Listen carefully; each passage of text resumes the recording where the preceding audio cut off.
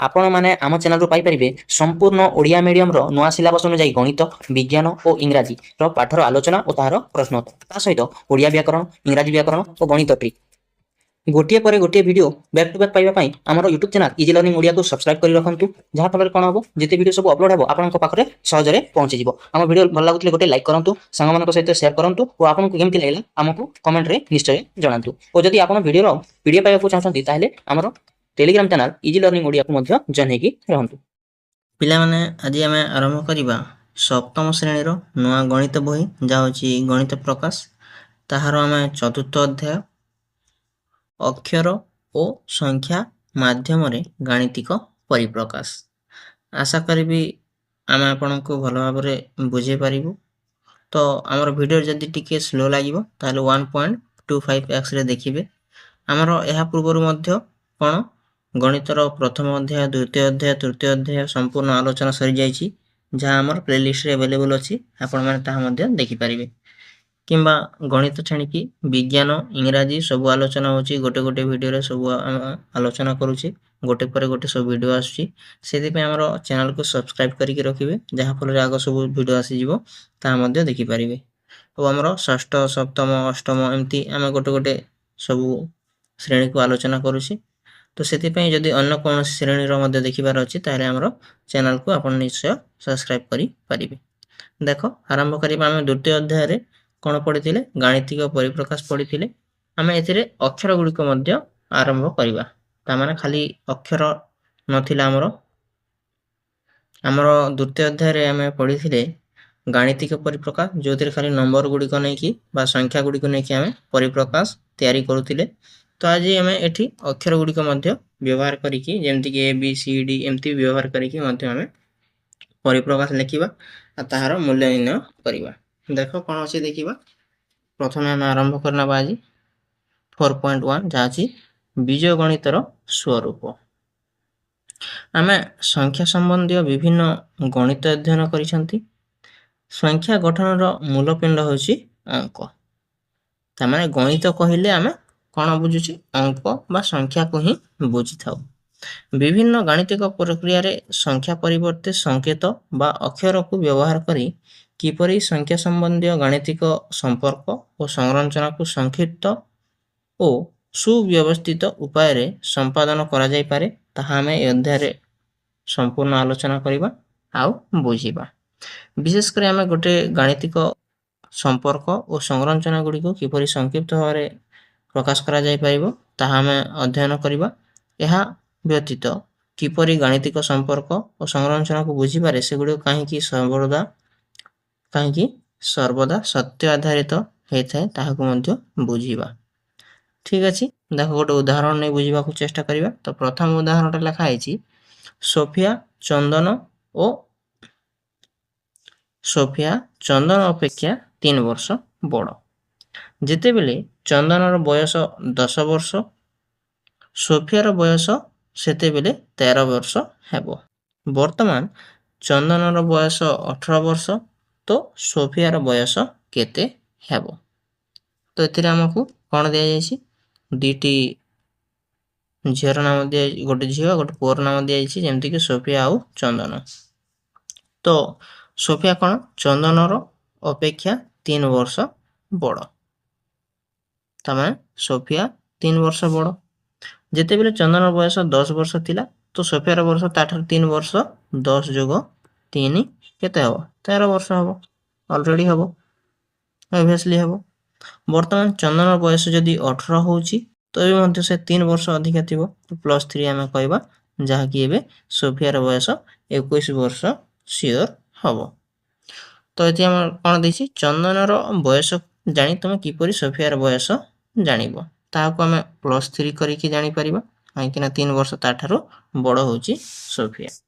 तो हमको एति सूचना दे दैछि देखो सोफियार बयस पाइबा पई आमे चंदनर बयस आगरे 3 जोग करिबा जेंति कि आमे जानि परिबा। आमे एहा को एक गाणितिक परिप्रकाश से लिखि परिबा कि हां लिखि परिबा जेहेतु सोफियार बयस चंदनर बयस ठारू 3 वर्ष बड़ एहा को आमे जदि कोन लिखिबा संख्या पर लिखिले सोफियार बयस समान चंदनर बयस जोग 3 करिकि आमे एमती लिखि परिबा। एही ପରି ଯେକୌଣସି ଗାଣିତିକ ସମ୍ପର୍କକୁ ସମ୍ପର୍କରେ ଆମେ ଲେଖାଯାଇପାରିବ। ଉପରୋକ୍ତ ସମ୍ପର୍କରେ ସୋଫିଆଙ୍କର ବୟସ ଓ ଚନ୍ଦନ ବୟସର ପରିବର୍ତ୍ତେ ଏକ ସଂକ୍ଷିପ୍ତ ସଂକେତ ବା ଗୋଟେ ଅକ୍ଷର ଯାହାକି A B C D ତମେ ଯାହାକୁ ନେଇକି ମଧ୍ୟ ଲେଖିପାରିବ। ତାପରେ ସାଧାରଣତଃ ଏକ ଉଦ୍ଦେଶ୍ୟ ପାଇଁ ଅକ୍ଷର ବା କ୍ଷୁଦ୍ର ବାକ୍ୟାଂଶ ବ୍ୟବହୃତ ହେଇଥାଏ। ତ ଆମେ ଯେକୌଣସି ସୋଫିଆ ନ ଲେଖିକି ତାହାକୁ ଆମେ A ଲେଖିବା, B ଲେଖିବା, Z ଲେଖିବା, X ଲେଖିବା, ଏମିତି ଭାବରେ ଆମେ ଲେଖିବାକୁ ଚେଷ୍ଟା କରିବା ହେଲା। ତ ଏଇଟା କ'ଣ କହନ୍ତି, ଏଟାକୁ ଭେରିଏବୁଲ ବା କ'ଣ କହନ୍ତି ତାହାକୁ ଦେଖିବା ଆଗରେ। ଆସ ଆମେ ଚନ୍ଦନର ବୟସକୁ ଇଂରାଜୀ A ନେବା ଓ ସୋଫିଆର ବୟସକୁ ଇଂରାଜୀ ଅକ୍ଷର S ନେବା ଆଉ ସୂଚିତ କରିବା। ତ ଚନ୍ଦନର ବୟସ 4 ହେବ ବେଲେ ସୋଫିଆର ବୟସ କେତେ ହେବ? 4 + 3 ହେବ, କାହିଁକି ସେ 3 ବର୍ଷ ବଡ଼। ତ ଚନ୍ଦନର ବୟସ 10 ହେବ ବେଲେ ସୋଫିଆର ବୟସ 10 + 3 ହେବ ଅବଭିୟସଲି। ତାପରେ ଚନ୍ଦନର ବୟସ 23 ହେବ ବେଲେ ସୋଫିଆର ବୟସ ତାଠାରୁ 3 23 + 3 ହେବ। ସେମିତି ଭାବରେ ଯଦି ଏମିତି ପ୍ରଶ୍ନବାଚକ ଚିହ୍ନ ରହିବ ଚନ୍ଦନର ବୟସରେ, ତାହେଲେ ସୋଫିଆର ବୟସ ପ୍ରଶ୍ନବାଚକ ଚିହ୍ନ ଠାରୁ 3 ବର୍ଷ ବଡ଼ ହେବ, ସେଥିପାଇଁ +3 ଲେଖାଯିବ। ଯଦି A ହେବ ବେଲେ A + 3 ହେବ ଆମର ସୋଫିଆର ବୟସ। ଏମିତି ଭାବରେ ଆମେ ଯେକୌଣସି ପରିପ୍ରକାଶ ଲେଖିପାରିବା। ତେବେ ସୋଫିଆର ବୟସକୁ ଆମେ A + 3 ଲେଖିବା। ଯଦି A ର ମାନ ହେଉଛି 23, ତେବେ ସୋଫିଆର ବୟସ A + 3 ହେବ। ଏ ଯଦି 23 ବେଲେ 23 ଯଦି ଆମେ ପୁଟ୍ କରିଦେବା 23 + 3, ତ ସୋଫିଆର ବୟସ କେତେ ହେବ? 26 ହେବ, যেটা এটি লেখা আছে ଦେଖ। ଏଠାରେ ସଂଖ୍ୟା ବଦଳରେ ବ୍ୟବହୃତ ହେଉଥିବା ସଂଖ୍ୟା ବା ଅକ୍ଷର A ଏବଂ S କୁ ଅକ୍ଷର ସଂଖ୍ୟା କହିବା। ତାହାକୁ ଭେରିଏବୁଲ ବୋଲି କୁହାଯାଏ। ଅକ୍ଷର ସଂଖ୍ୟା ହେଉଛି ଚଳ ରାଶି ବା ଭେରିଏବୁଲ, ଯାହାକୁ ନେଇ ଏପରି ଆମେ ଗାଣିତିକ ପରିପ୍ରକାଶକୁ ବୀଜଗାଣିତିକ ପରିପ୍ରକାଶ ବୋଲି କହିଥାଉ, ଯେଉଁଥିରେ କ'ଣ ହେଇଥାଏ ସଂଖ୍ୟା ସହିତ A B C D ବା ଆମେ ଚଳ ରାଶିକୁ ବ୍ୟବହାର କରିଥାଉ। ତ ବୁଝିପାରୁଥିବ। ସୋଫିଆଙ୍କର ବୟସ ଦିଆଯାଇଛି, ଚନ୍ଦନର ବୟସକୁ ଗାଣିତିକ ପରିପ୍ରକାଶରେ ଲେଖ। ଏଇଟା ମଧ୍ୟ ଲେଖିପାରିବା। ଆମେ ଜାଣୁ ଯେ ସୋଫିଆର ବୟସ କେତେ, ଚନ୍ଦନର ବୟସ ଠାରୁ 3 ବେଶୀ। ସେଠି ଅନ୍ୟ ଭାଷାରେ ଯଦି ଆମେ କହିବା, ଯଦି ଅନ୍ୟ ଭାଷାରେ ଆମେ ଯଦି ବୁଝିବାକୁ ଚେଷ୍ଟା କରିବା, ତାହେଲେ ସୋଫିଆ ବୟସ ଠାରୁ 3 ବର୍ଷ କମ୍ ବୋଲିକି ମଧ୍ୟ ଆମେ ଚନ୍ଦନର ବୟସକୁ ଲେଖିପାରିବା।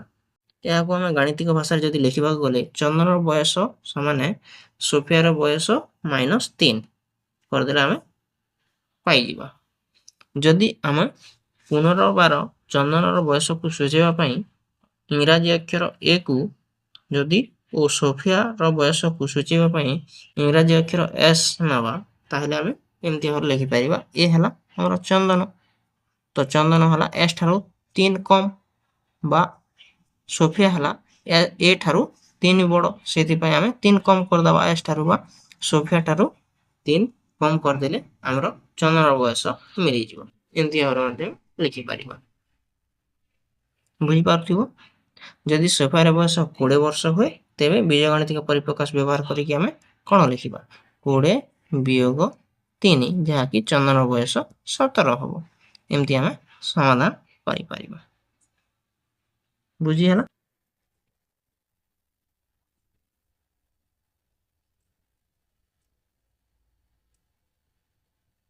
ତେବେ ଆମେ ଉଦାହରଣ 2 କୁ ଦେଖିବା। ଗୀତା ଦିଆସିଲି କାଠିରେ ଏକ ସଂରଚନା ବା ପ୍ୟାଟର୍ନ ପ୍ରସ୍ତୁତ କରିଛି।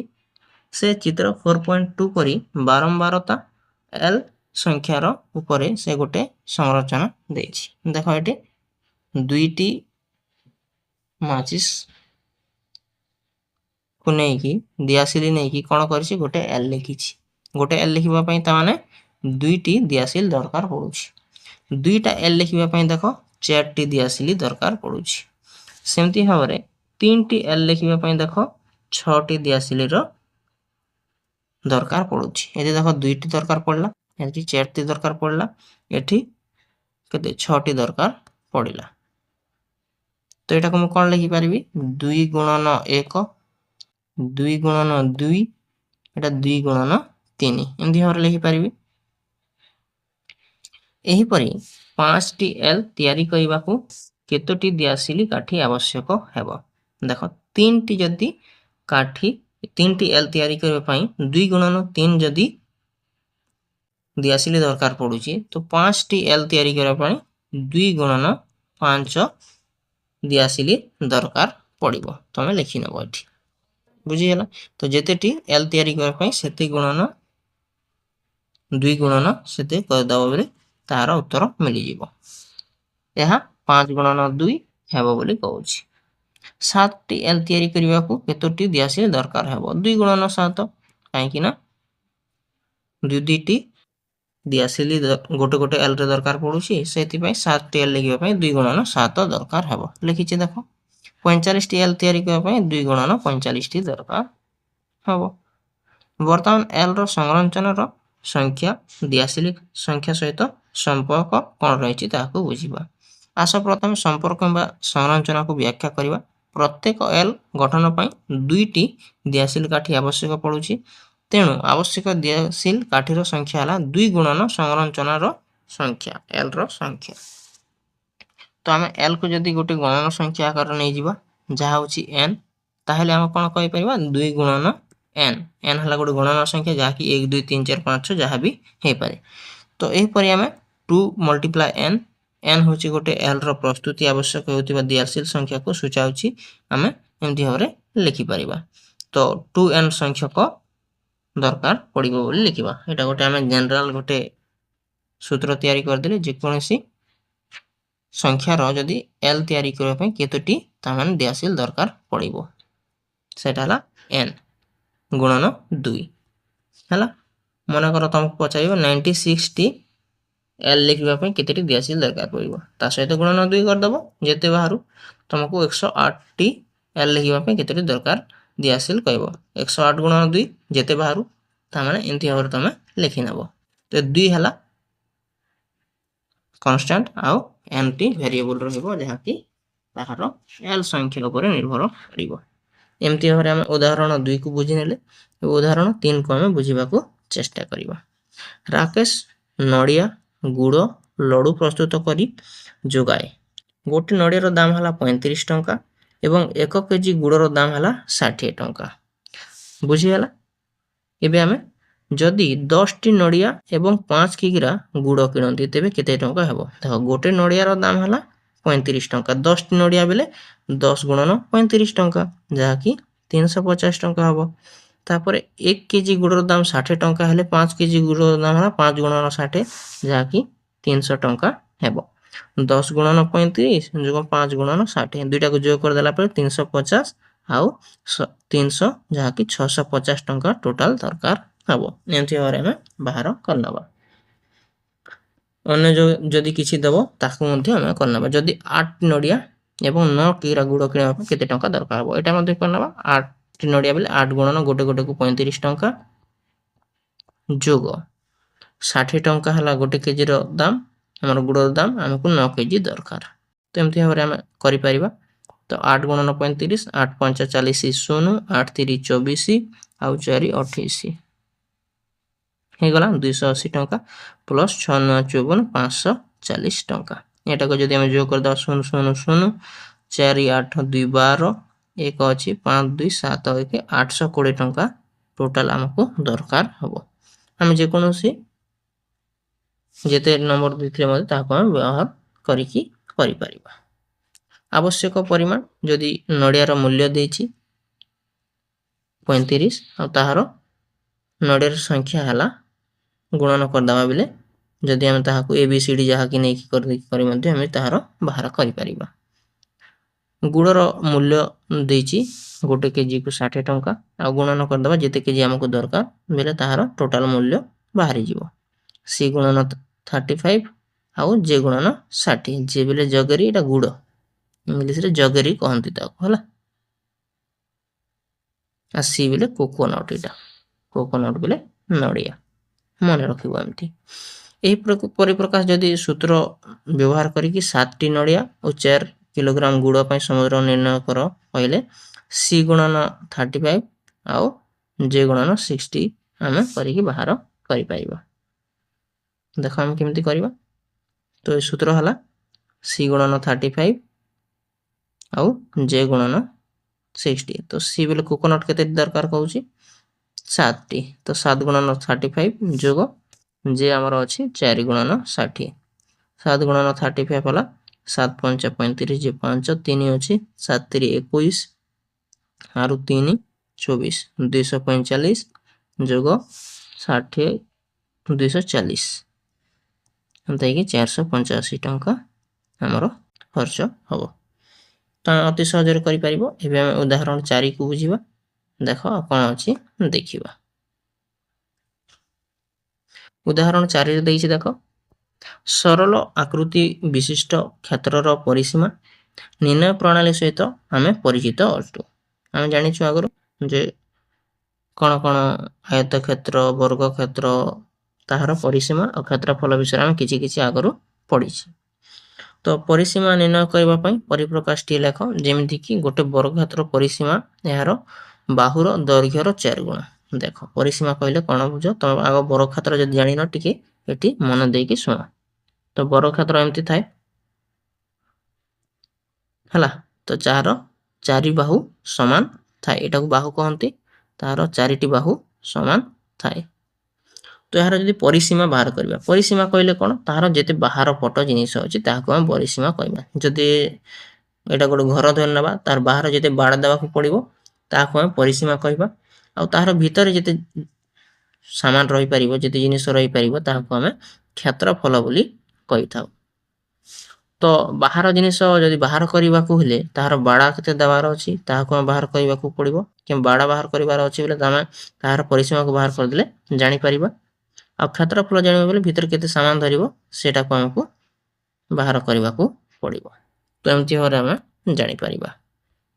ତ ଆମେ କ'ଣ ଦେଇଛି ତାହାର ପରିସୀମା ବେଲେ এটা মনে কর এ নেইଯିବି, ଏଇଟା ଗୋଟେ ବାହୁ, ତାହାର 4ଟି ବାହୁ ସମାନ, ଏଇଟା ବି ମଧ୍ୟ ଏ ରହିବ, ଏଇଟା ଏ ରହିବ, ଏଇଟା ଏ ରହିବ। ତ 4টাକୁ ଯଦି ଆମେ ମିଶେଇ ଦେବା ଯେମିତିକି ଏ ପ୍ଲସ୍ ଏ ପ୍ଲସ୍ ଏ ପ୍ଲସ୍ ଏ କେତେଟା ହେଇଗଲା 4ଟା ଏ 4a। 4a ହେଲା ଏହାର ସୂତ୍ର ଆମେ କହିପାରିବା। କାହାର? ଏ ବର୍ଗକ୍ଷେତ୍ରର ପରିସୀମାର ସୂତ୍ର। ସେଟା ଏଠି ଦେଖ ଦେଇଛି ଗୋଟେ ବାହୁର 4 ଗୁଣ। এটা ଗୋଟେ ବାହୁ ହେଲା ଏ, ତାହାର 4 ଗୁଣ ହେଲା ତାହାର ପରିସୀମାର ସୂତ୍ର ଅଟେ। ଯଦି ବର୍ଗକ୍ଷେତ୍ର Q ଏକ ବାହୁର ଦୈର୍ଘ୍ୟ ସୂଚାଏ ତାହେଲେ 4Q 4 ଗୁଣନ Q। ଗୋଟେ ବାହୁ ଯଦି A ନେଇଛି ସେଥିପାଇଁ ଆମେ ତାହାର ସୂତ୍ର ହେଲା 4A। ଯଦି ଗୋଟେ ବାହୁକୁ ଆମେ Q ନେବା ତାହେଲେ ତାହାର ସୂତ୍ର ହେଇଯିବ 4 ଗୁଣନ Q ବା 4Q ବୋଲିକରି ଆମେ ତାହାର ସୂତ୍ର କରିପାରିବା। ବୁଝିପାରିଲ? ଏକ ବର୍ଗକ୍ଷେତ୍ର ଏକ ବାହୁର ଦୈର୍ଘ୍ୟ ଯଦି 7 ସେଣ୍ଟିମିଟର ହୁଏ ତାହାର ଗଣିତିକ ପରିପ୍ରକାଶ ବ୍ୟବହାର କରି ତାହାର ପରିସୀମା ଗ୍ରହଣ କର ବା ନିର୍ଣ୍ଣୟ କର। ତ ଆମେ କ'ଣ କରିବା? ଦେଖ 4a, ଏଇଟା 4 ବେଲେ କ'ଣ? 4 ତ 4 ହିଁ ରହିବ। a ର ମାନେ ହେଲା ତାହାର ବାହୁର ଦୈର୍ଘ୍ୟ। ଗୋଟେ ବାହୁର ଦୈର୍ଘ୍ୟ କେତେ ଦେଇଛି? 7 ଦେଇଛି। ତ 4 କୁ 4 କରିବି ଆଉ a ର ତାର ଭ୍ୟାଲ୍ୟୁ କେତେ ବା ତାହାର ମାନ କେତେ? 7। ତ ତାହାର ପରିସୀମା କେତେ ଆସିଯିବା? 4 7 28 ଆସିଯିବା। 28 ସେମି ଆମେ ଲେଖି ନେବା ଏଠି। ଏମିତି ଭାବରେ ଆମେ ଅତି ସହଜରେ ଯେକୌଣସି ବର୍ଗକ୍ଷେତ୍ରର ପରିସୀମା କାଢ଼ିପାରିବା ହେଲା। ତାର ସୂତ୍ର ଆମେ ଜାଣି ଯାଇଛେ ଯେ 4 ଗୁଣନ ବାହୁର ଦୈର୍ଘ୍ୟ। ଅକ୍ଷର ସଂଖ୍ୟାର ବ୍ୟବହାର ଓ ଗାଣିତିକ ପରିପ୍ରକାଶ ଗଣିତ ସମ୍ପର୍କକୁ ସଂକ୍ଷିପ୍ତ ସାଧାରଣ ରୂପରେ ଦେବାରେ ସହାୟକ ହୁଏ। ଏହି ପରିପ୍ରକାଶ ଗାଣିତିକ ସମ୍ପର୍କରେ ପରିପ୍ରକାଶର ସୂତ୍ର କୁହାଯାଏ।